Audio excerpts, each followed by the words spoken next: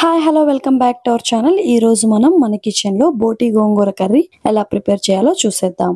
బోటి కర్రీకి ఏ మాత్రం తీసిపోదు బోటి గోంగూర కర్రీ. బోటి కర్రీ కంటే రెట్టింపు టేస్ట్ ఉంటుంది మీరు ఇలా చేసుకుంటే గనక. మరి ఇంకెందుకు ఆలస్యం, ప్రిపేర్ చేసేద్దామా? వీడియో చూసే ముందు స్కిప్ చేయకుండా పూర్తిగా వీడియోని చూడండి. ప్రెషర్ కుక్కర్ ని పెట్టుకుని 3 గరిటెల ఆయిల్ వేసుకోండి. మంటను మీడియం ఫ్లేమ్ లో అడ్జస్ట్ చేసుకుని ఆయిల్ హీట్ అయిన తర్వాత 4 లవంగాలను వేసుకోండి. అలాగే ఒక బిర్యానీ ఆకును కూడా వేసుకోండి. 2 స్పూన్ల జీరాని వేసుకోండి. జీరాని వేసుకున్నాక జీరా లైట్ గా కలర్ చేంజ్ అయిన తర్వాత మీడియం సైజ్ ఆనియన్స్ ని 2 తీసుకుని ముక్కలుగా కట్ చేసుకుని వేసుకోండి.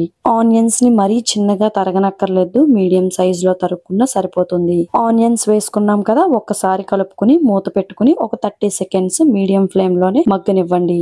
ఆనియన్ మగ్గిన తర్వాత ఆనియన్ నుండి ఆయిల్ సపరేట్ అయ్యే టైంలో 2 మీడియం సైజ్ టమాటోలను తీసుకుని కట్ చేసుకుని వేసుకోండి. టమాటోలు కూడా మగ్గిన తర్వాత బోటీని తీసుకుని వేడి నీళ్ళలో ఒక 2 or 3 టైమ్స్ వాష్ చేసుకుని, చూసారా ఇంత మంచిగా వాష్ చేసుకుని వేసుకోవాలి. ఒకవేళ మీరు బోటి అనేది మంచిగా వాష్ చేసుకుని వేసుకోకపోతే తినేటప్పుడు చాలా చేదుగా ఉంటుంది, కర్రీ అనేది అస్సలు బాగుండదు.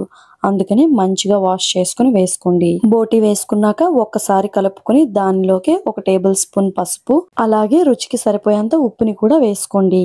పసుపు ఉప్పు వేసుకున్న తర్వాత ఒక్కసారి కలుపుకొని అలాగే 4 పచ్చిమిర్చిని తీసుకుని నిలువుగా కట్ చేసుకుని ఈ టైంలో వేసుకోండి. పచ్చిమిర్చి వేసుకున్న తర్వాత ఆల్రెడీ బోటి కర్రీలో వాటర్ ఇంకి ఉంటుంది కాబట్టి కొంచెం వాటర్ ని వేసుకుని విజిల్ పెట్టుకోండి. విజిల్ పెట్టుకున్న తర్వాత 4 లేదా 5 విజిల్స్ రానివ్వండి, పర్ఫెక్ట్ గా కుక్ అవుతుంది.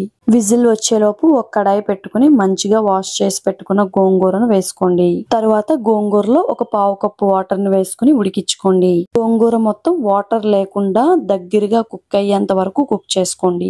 గోంగూర వాటర్ అంతా ఇంకిపోయి దగ్గరగా అయ్యే సమయంలో మాత్రం కలుపుకుంటూ ఉండండి, లేదంటే మాడిపోతుంది.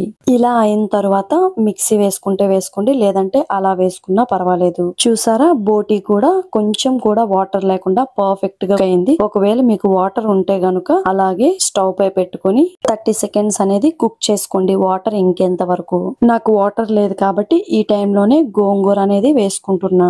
గోంగూర వేసుకున్న తర్వాత ఒకసారి మొత్తం బోటి గోంగూర కలిసేలా ఒకసారి కలుపుకోండి. తర్వాత 2 స్పూన్ల కారం వేసుకోండి. కారం వేసుకున్నాక 1 స్పూను అల్లం వెల్లుల్లి పేస్ట్ ను కూడా వేసుకోండి. అల్లం వెల్లుల్లి పేస్ట్ వేసుకున్న తర్వాత ఒకసారి కలుపుకుని సాల్ట్ సరిపోకపోతే మళ్ళీ ఒకసారి చూసుకోండి. కొంచెం వాటర్ ని వేసుకుని ఒక 30 సెకండ్స్ కుక్ చేసుకుని స్టవ్ ఆఫ్ చేసుకోండి. అంతేనండి, ఇంకొక మంచి వీడియోతో మళ్ళీ కలుద్దాం. Bye bye.